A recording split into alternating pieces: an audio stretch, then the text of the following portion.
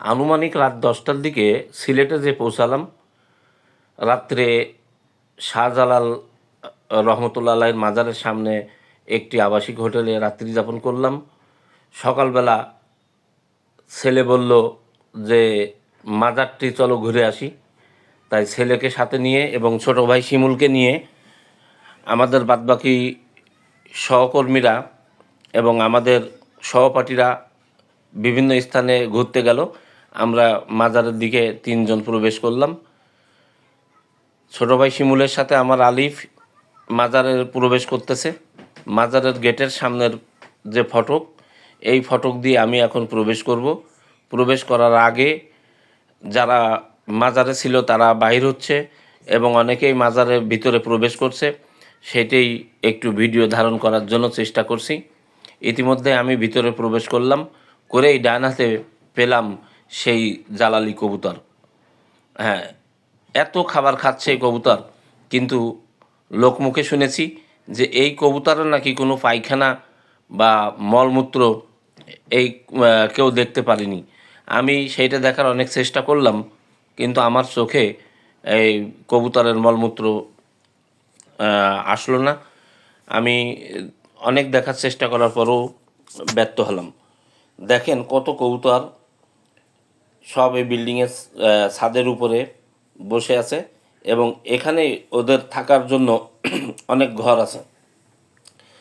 সব সুন্দর সুন্দর ঘর তৈরি করা আছে। তাই এইগুলো দেখতে আসলেই অনেক সুন্দর। কবুতরগুলো যে সময় খাচ্ছিল খুব মুগ্ধ হয়ে কবুতরগুলো দেখছিলাম। তা এখন যেটা রয়েছে, যারা মহিলারা আসবে তারা নামাজ পড়তে হলে যে মহিলাদের নামাজের ব্যবস্থা, বিশ্রামের ব্যবস্থা এখানে আছে। আবার এর পাশেই কবুতরের ঠিক ডান পাশেই এই মাজারের অফিস, দরগার অফিসে যারা দান করবে, টাকা পয়সা দেবে বা কোনো প্রয়োজন হলে কমিটির সাথে কথা বলতে হলে এই অফিস কক্ষে এসে কথা বলতে হবে। এক পর্যায়ে সব ঘুরে ঘুরে দেখতেছি। আমার পুত্র আলিফ আমার কাছ থেকে পাশেই কোথাও গেল, তারই খুঁজতেছি, কিন্তু ক্যামেরাও দেখি না, সরাসরি দেখি না। এখন যেটা দেখা যাচ্ছে এইটাই হচ্ছে মূলত মাজার, পাশে হচ্ছে মসজিদ। এই এই যে এইটা হচ্ছে মসজিদ, সম্ভবত 4তলা বিশিষ্ট মসজিদটি। আর পাশেই আছে সিদ্ধে মসজিদ এবং মসজিদের সামনে টিন শেড করা আছে। দূর দূরান্ত থেকে লোক যে ওখানে রাত্রে বিশ্রাম করে বা থাকে, এবং বিভিন্ন মাজারে কিছু থাকার লোক আছে, যেটাই আমি না বললেই ভালো হয়, তারা এখানে থাকে। তো যাই হোক, এক পর্যায়ে সিদ্ধান্ত নিলাম, এই যে অনেকক্ষণ পরে আমার আলিফকে দেখা গেল, আমরা এক পর্যায়ে সিদ্ধান্ত নিলাম একটু মাজারের উপরে উঠি। তাই জুতা খুলে নিচে রেখে মাজারের উপরে প্রবেশ করছি, মাজারের ভিতরে যাচ্ছি, কিন্তু মাজারের দৃশ্য ভিডিও ধারণ করা নিষেধ, এই কারণে ভিতরের দৃশ্যটি ধারণ করা সম্ভব হয়নি। তাও চুরি করে ভিডিও করতে গিয়েছিলাম ওনাদের নিষেধাজ্ঞার কারণে। এটাই মূলত সেই মাজার, দূর থেকে একটুখানি করলাম।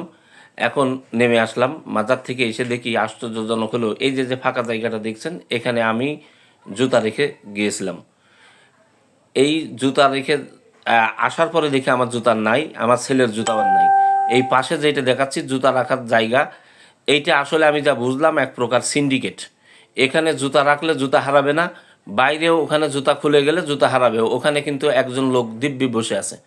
তো যাই হোক, কী আর করা, জুতা হারিয়ে গেল। 2 বাপ বিটার জুতা যেতে আর পালাম না। তাদের কাছে বললাম, অনেকেই বলল দেখেন এই আশপাশে যে খোঁজেন পাবেন। তা চলে আসলাম। অবশেষে মাজারের অর্থাৎ দরগার পাশে, দরগার উত্তর পূর্ব কোণে একটি পুকুর আছে। এই পুকুরের যে মাছ দেখতে পাচ্ছেন, গজার মাছ, এই পুকুর সম্পর্কেও আলোচনা করলে এখন আর সম্ভব হবে না, কারণ এইটাও আমাদের হজরত শাহজালাল রাদিয়াল্লাহু তাআলার এক কবুতরের মতোই এই মাজারের ইতিহাস আছে।